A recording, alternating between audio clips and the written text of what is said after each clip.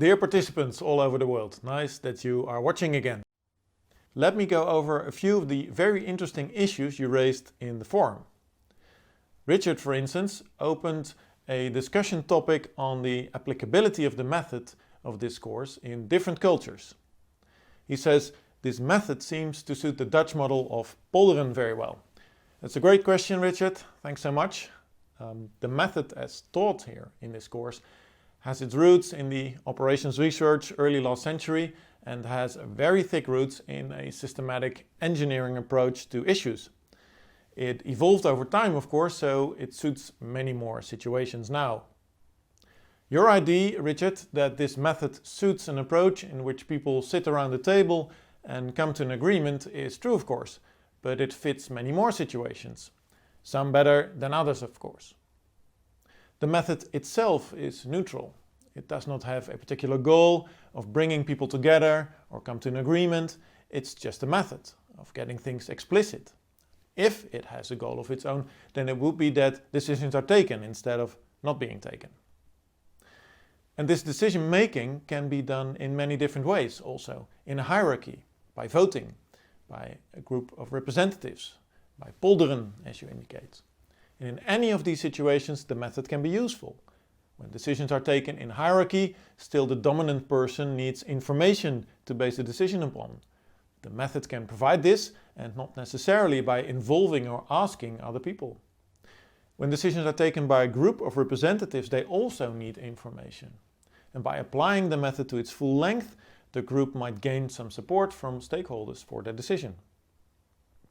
I've seen this method being applied in different formats in many different situations.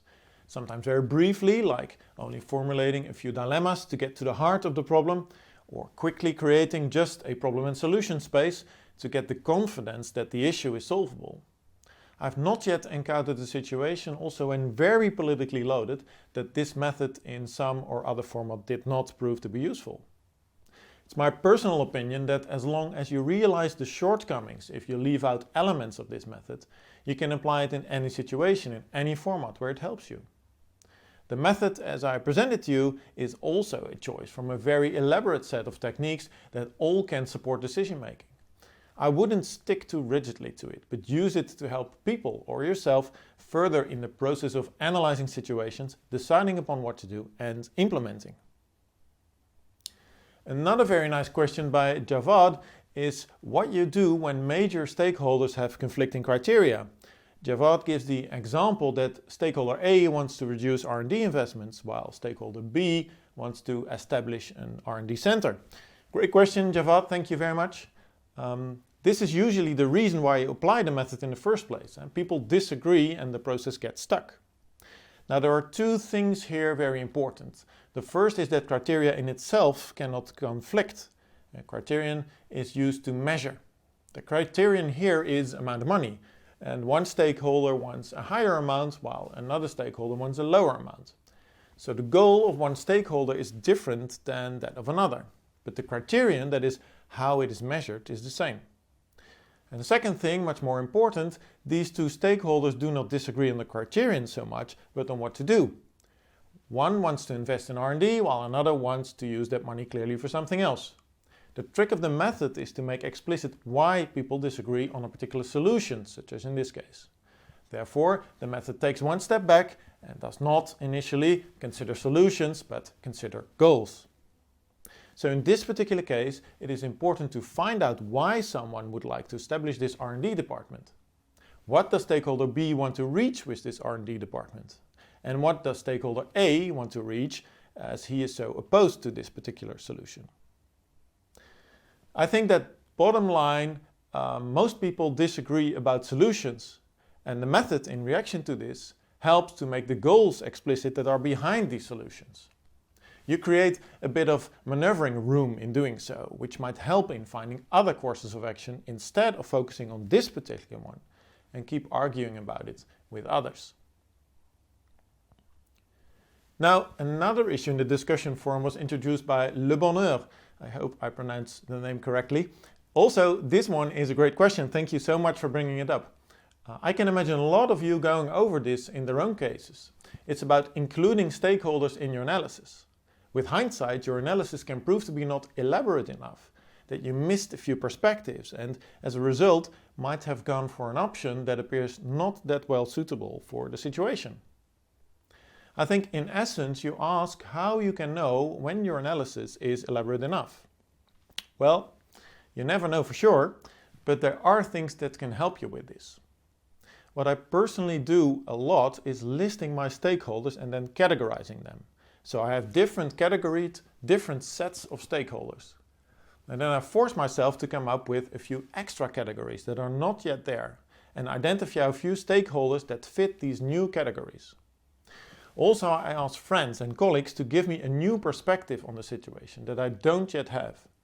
These people might not be stakeholders, but they can help me identify a new way of looking at the situation. If at a certain moment all new stakeholders and all new perspectives that I identify do not deliver new objectives or new dilemmas, then I assume I have grabbed the essence of the complex situation. Now the thing you have to fight here is that everybody has the tendency to quickly jump to conclusions and then only collect information that supports that particular conclusion. Translated to this issue, make sure you don't think too soon that you know what the situation is about. I purposely organize meetings with people that I know from the start will disagree with me and that they will introduce a new perspective of the situation that I have not yet identified. Some of my friends, some of my colleagues have a really different view on the world, and it are these people that I invite for such counter-perspective meetings.